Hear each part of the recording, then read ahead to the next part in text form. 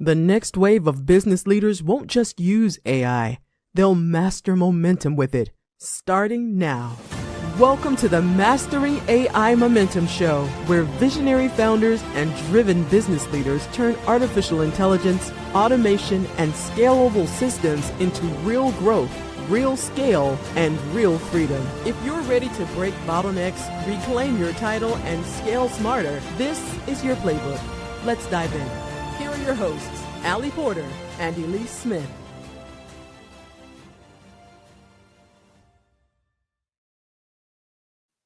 Welcome to the Mastering AI Momentum Show, where today's top entrepreneurs share how they're scaling smarter, evolving faster, and navigating the future of business. I'm Elise Smith, your host and business AI strategist, and I'm here with our incredible guest, Alex Khoroshchak. So thanks so much for being here today, Alex. Thanks for having me today.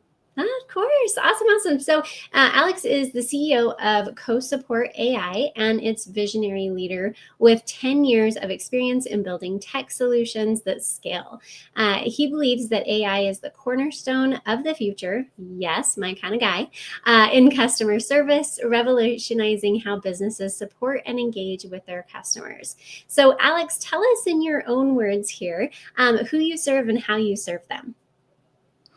That's a very good question to start with. So, CoSupport AI is a startup in artificial intelligence that focuses on developing and delivering AI solutions specifically for customer service.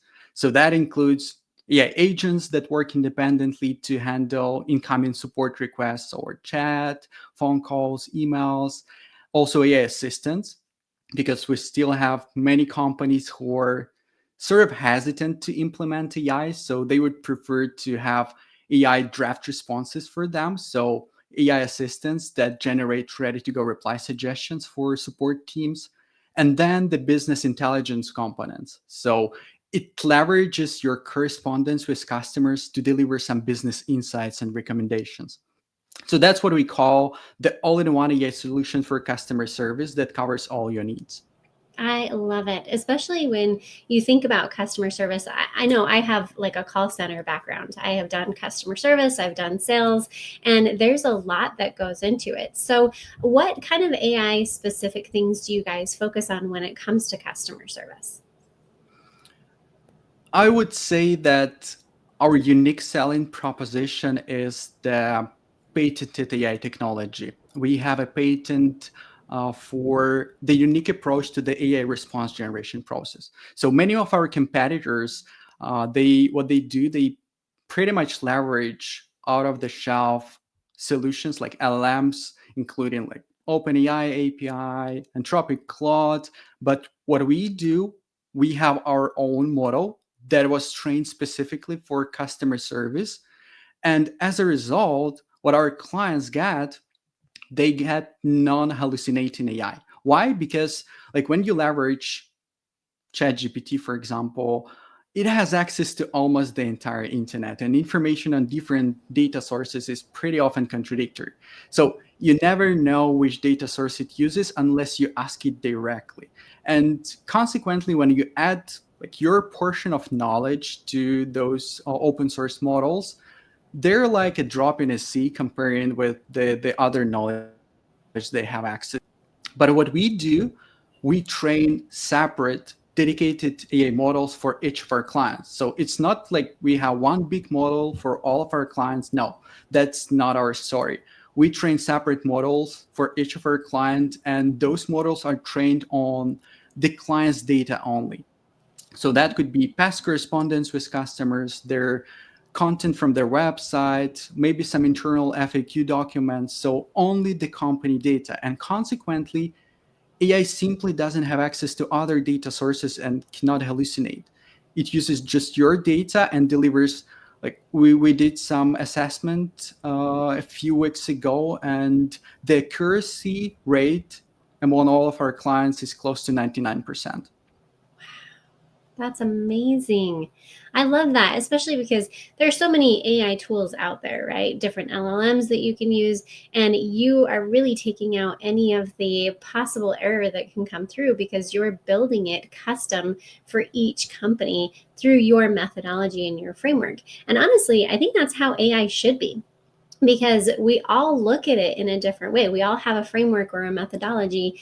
And what's neat about AI is we can then just have everything filtered through that framework and use the power of AI. So it sounds like you're doing amazing things in this space. Yeah, absolutely. There are so many different companies that were built around AI these days, and consequently, you need to have something that would make you stand out from the crowd to deliver something better. Because if you just leverage something that's already available to everyone, like why do people need to go to you if they can leverage the same way you do? Yeah, absolutely. And that's where our individuality as humans comes in, right? That it's not just the AI, but the HI as well, which is something we talk about a lot, the human intelligence behind it. So that's amazing. So tell us, how did you get started with your business?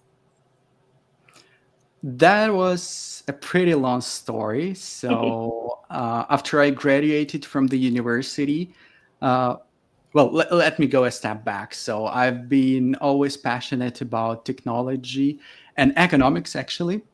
I have master's degree in the field of international economy and relations. Since my childhood, I was always curious about how businesses work, how international trade works, stocks and shares, and so on and so forth. So, yeah, when I was deciding on the university, I narrowed it down to two options. The first one was economics, and then the second one was IT, because apart from economics, I also like technology. Remember when my parents bought me my first computer and I started learning everything about it, like how it works, how to fix it when something broke. And that curiosity never left me. So when I was deciding on the university, I eventually picked up the international economy and relations, and I absolutely don't regret it because the soft and hard skills that I got there, they help me.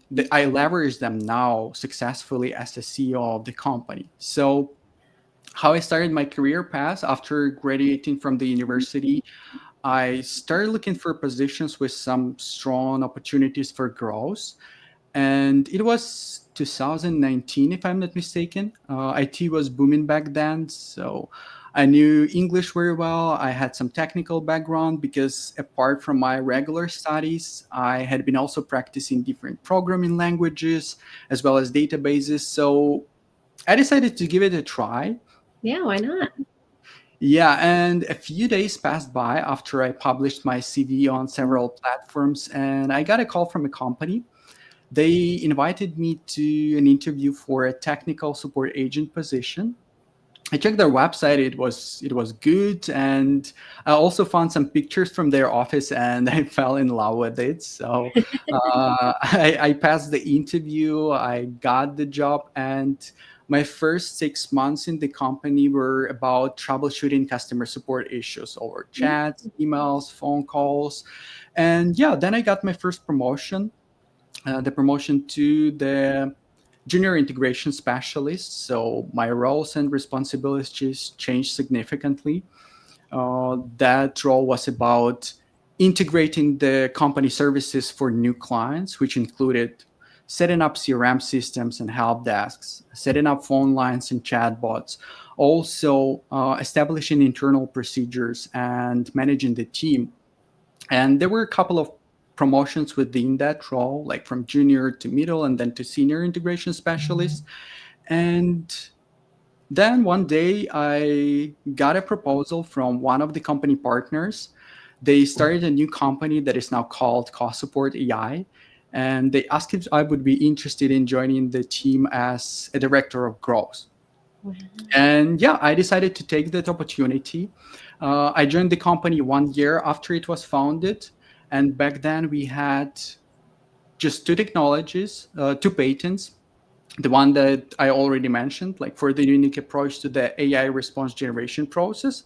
and then the second one for data processing and anonymization. So we had the technology, but we didn't have the product, and nor did we have clients. So that's why my main focus was on product development and client acquisition. And what we have right now, the all-in-one AI platform for customer service and clients from all over the world. Wow, that is such an incredible story. And obviously, you're extremely knowledgeable about this because you came from that world. I think it's really helpful when you can kind of work your way up the ranks like you did. And it's just neat that all of those opportunities were given to you. And obviously, you're a hard worker and you know your stuff, and you deserve it. So congratulations. That's huge. Thank you. Love Yeah, that. indeed. The experience I got in, like, from the first positions in customer service, they really helped me a lot because I know all ins and outs of customer service. Yeah, absolutely. I love that. So, since you've been with the company for so long, I'm sure you've had some roadblocks that you've had to tackle. So, let's kind of dive into that a little bit of understanding what was like a big roadblock that you guys had to tackle maybe earlier on in your business before you really had AI to help you figure stuff out. Mhm. Yeah, that's a very good question. I would outline two challenges we faced on our road. The first one was about the product. So our very first product is the AI assistant, the one that generates ready to go reply suggestions. So that was the very first product we released, and it was super popular. And we got many different clients using that product. But then one day, ChatGPT got released, and everyone started talking about fully automating interactions with customers. So, well, our solution was just drafting suggestions. Then people see ChatGPT that works on its own, and they're like, okay, I want to automate customer service. And we're like, uh-huh, we need to catch up with the market. So that was like the first challenge we faced. We had to quickly adapt to the market and develop the second solution that is now called CoSupport Customer. So it works independently. It handles customer support requests or chats, emails.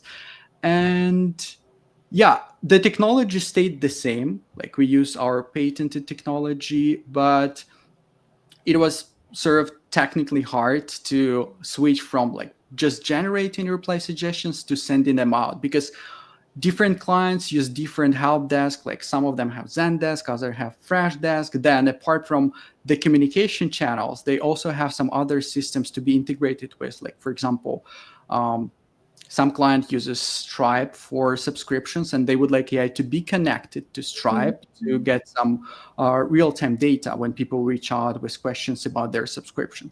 So it was challenging in terms of the integration. Then the second bottleneck that we faced, it was related to our business strategy.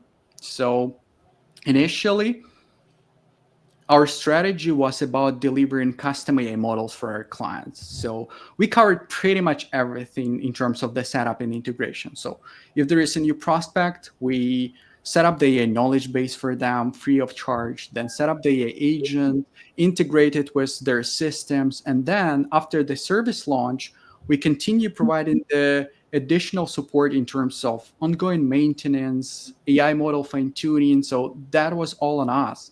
And absolutely all clients loved it, because they come to us, we do everything behind the scenes, and they just see the AI magic. But there were two problems with such a strategy. The first one, it was hard to scale because a lot of team members were involved in onboarding new clients. And then the more clients we were getting, the harder it was becoming to manage all of the different AI models, because each and every client has their own preferences, has their own approaches, workflows that we had to adapt to. So that was the first issue with this approach. And then the second one is that when they lack this approach, like when they just see the AI magic and do nothing in terms of the setup and integration, eventually after the service launched, like in a month or two, they also expected to have some control over AI. Like they Mhm. also wanted to be able to modify it a bit, at least something, like change slightly the tone of voice, increase a bit the response length, and so on and so forth. But at that point of time, it was not possible because we didn't have like a self-service platform. And we decided to change the strategy to shift to the self-service, and that was difficult. That was difficult because we had to find some perfect balance between the self-service features and also the opportunity to set up really custom AI models, because we can customize pretty much anything when it comes to AI, like from basic stuff like tone of voice, response length, some restrictions, and finishing with the custom behavior modes and workflows. Like when AI identifies that it speaks with the website visitor, so not a customer yet, it can turn on the sales oriented behavior and try to Mhm. capture their contact details so that sales team can do some follow-ups or entice them to book a demo session, kick off a free trial. So we wanted to find this perfect balance between these two, and I guess we made it. I remember we when we had the first prospect who registered the account after we released the self-service. They set up the AI agent on their own. They integrated it with their help desk. And I reached out to them to get some initial feedback. And the answer I received was something like, "It's been great. So far, so smooth." And I'm like, "Yes, we made it." And yeah, by the way, we recently launched on Product Hunt, and we made it to top 5 launches of the day, competing with such brands as Perplexity. So yeah, That's that was a amazing. successful shift. Yeah, I'd say it doesn't always go that smoothly, huh? Yeah. That's so great. So obviously you use AI in like fulfillment with your clients. And I love what you're doing. I love that it's a very proprietary model, and that you guys are helping companies in a way that really needed. Most of the customer service types of conversations, I think, can be handled by AI, because it's not really coming from customer service world. Like you just answer the same questions over and over and over again, right? Yeah, most of them are indeed repetitive. Of course, that depends on the business, but for most businesses, most requests are repetitive, and that's where AI does great job. Yeah. I don't believe that AI will ever replace human agents. I believe in the mixed customer service where AI works alongside human agents. So there Yeah. are easy, repetitive questions, maybe some a bit complex questions, but which are well described in documentations or FAQs. So that's the job for AI.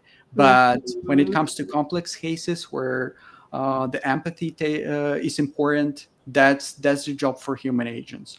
But still, even for those complex cases, AI can do great job in terms of clarifying some information, collecting all the details on the issue, so that when agent steps in, they don't need to have this back and forth about like, hey, what's your order number? Hey, what email address you use? Or hey, what operating systems you use? No, they open a support request and they have all those important details collected by AI. Perfect. Yeah, and that's exactly why we love AI, is because it just makes us as humans more efficient and effective, right? We don't have to have our staff spend a ton of time on things that aren't really needing that time from a human. But then you can free them up for the things that actually do, like the empathy piece, and maybe looking up their specific situation and more of the complex cases. So I think you guys have found a really good balance there. I have to ask you, do you guys ever have any prospects or clients that are really leery about using AI? Yes, I would say that 50% of companies we speak with, of prospects we speak with, um, they they use ChatGPT on a daily basis because they find it efficient. Like it helps drafting emails, finding some information. They use AI to generate some funny images. But when it comes to implementing it in customer service specifically, that's like a bottleneck for a lot of companies because customer service is a crucial part of any business. Like one mistake can lead to an unsubscribed customer, right? So when they evaluate AI solutions, they're super hesitant. They want AI to be always precise, to not make mistakes. So I would say that 50% of companies, they're just exploring. They're just exploring. We do some demo models for them, so they play around. And even though they say that the quality of answers is good, the performance is good, but they're not yet ready to implement it company wise. Most of them then end up having AI assistants instead of automating interactions. So they Mm. still improve the efficiency because, well, a support agent opens a ticket. They have ticket summary right away. They have the reply suggestions right away. They just double check it and send it. If something goes wrong or the answer is incorrect, then you control it. Yeah.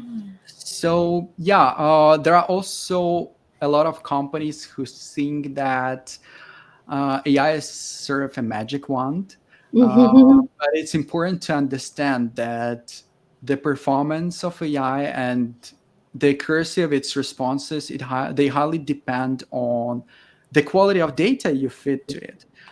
We had so many cases where um, companies had super unstructured data, fragmented data, or um, lacking data, and then we were still using it to train the AI models because they had nothing else. And eventually they came to us saying, hey, the quality of responses was not good. But and then we deep dive, we check why it was not good. And we see that they were asking questions which were not covered in the data sources. So how do you expect AI to handle a question it doesn't know the answer to? Yeah. Exactly. I love that. And it's interesting because it sounds like you really meet people where they're at, right? You have solutions whether they want to go full AI or just the assistant part.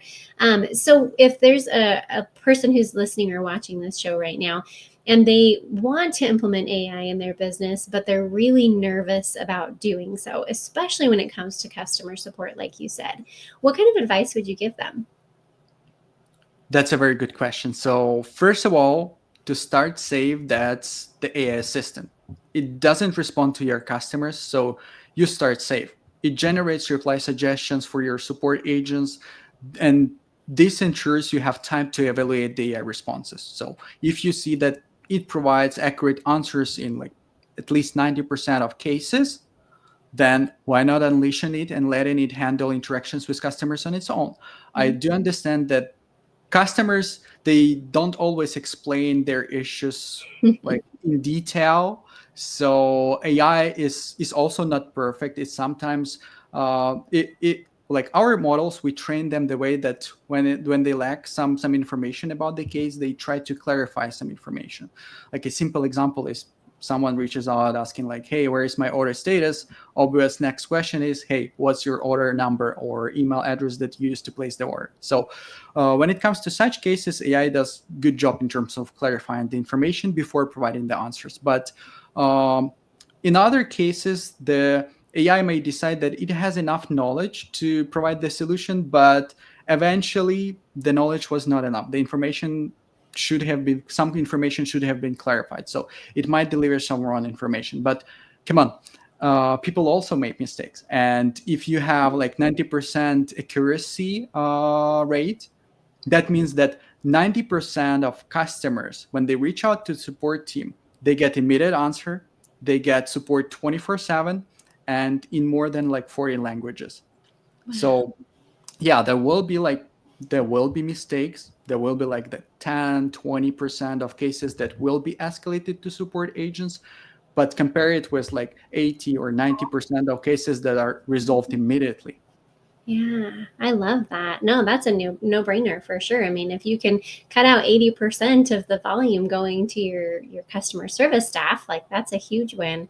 And I really like the way that you guys are tackling that with people, like really helping them to kind of ease into it, try it out as the assistant. And I would say this with any kind of AI system, right? You don't have to go all in on building Yeah. out an entire AI agentic platform that does everything for you. Maybe you want to just dip your foot in a little bit, right? Try it out with like something that is going to be an assistant. So for an example, when we build out AI agents, we have one that's called Knox, and it can literally like take everything that you say in a sales call and create a whole pre-sales presentation that's customized to the person that you're talking to. It can automatically book the next call for you. It can automatically, send out the email to that person that was just talked to. But we like to have that human connection and that human checkpoint in the way. And so what our AI agent does is that it sends that to the sales rep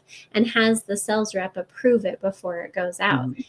Other clients we have that it's all automatic. And so it's really just your level of comfort when it comes to AI.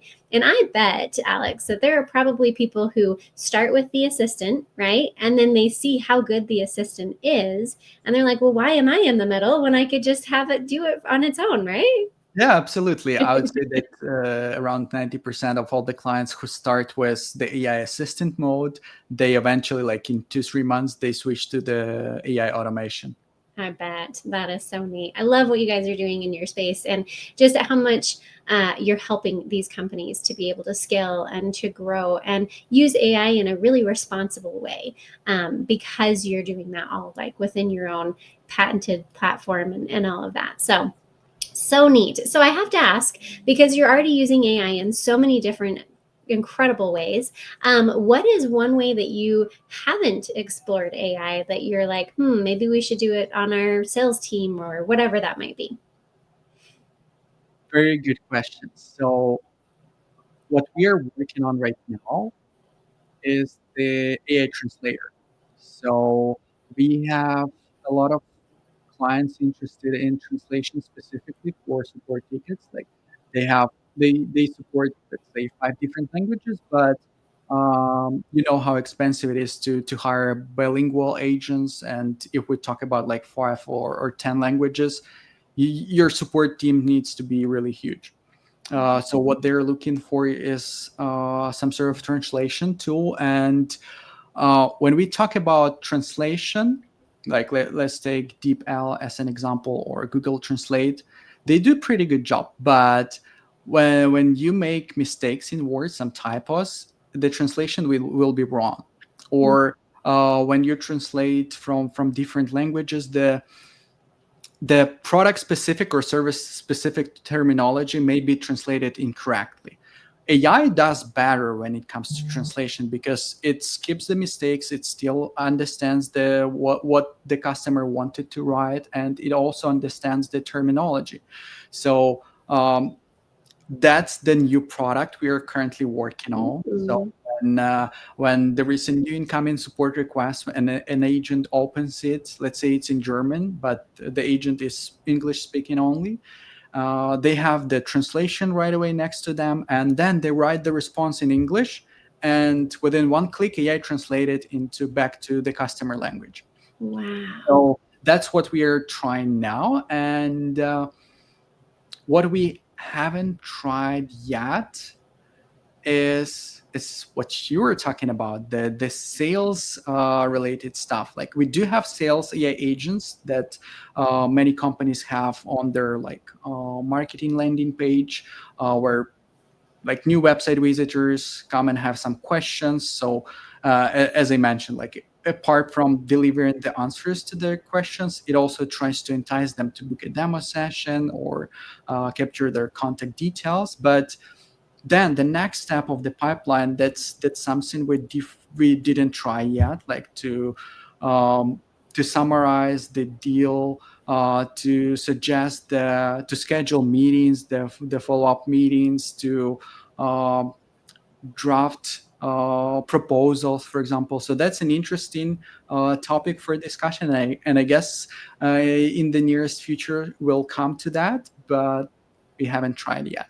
Yeah, absolutely. I mean, there's so many ways to implement AI, right? I mean, the fulfillment side is really exciting because that's where you get, the clients excited about what you're doing. But definitely your whole sales process, we could AIify. I love it. Well, thanks so much, Alex. So this has been really, really helpful to understand just how you guys are leading the way in this incredible industry. And so if people want to know more about how they can work with you and get CoSupport AI for themselves, or even just connect with you, what's the best way to connect with you?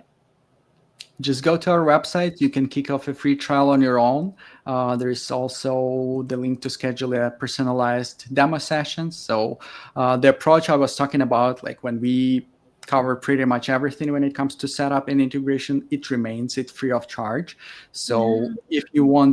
if you have the data sources like FAQs, content on the website, and you just want to try it out, go to our website, schedule a demo session, and we'll set up the AI model for you free of charge. Man, you guys make it so easy. I love it. That's perfect. Well, thank you so much for being on the show today, and definitely connect with him, because I feel like if you have a customer service department, you need to be talking to Alex or his team, because what they're doing there is really, really incredible. So, perfect. All right. So thank you guys so much for tuning in to Mastering AI Momentum, where AI means artificial intelligence, but also abundance and impact, because scaling isn't about doing more. It's about building smarter and staying true to what matters most. So thanks so much, and we'll see you on the next episode. You've been listening to Mastering AI Momentum. If today's episode gave you clarity or sparked a breakthrough, share it, review it, leave us a comment, and show Ali and Elise how you're turning AI into ROI. And make sure you subscribe, because the next episode could be the strategy that unlocks your next level. Until then, build smart, scale fast, and let AI multiply your momentum.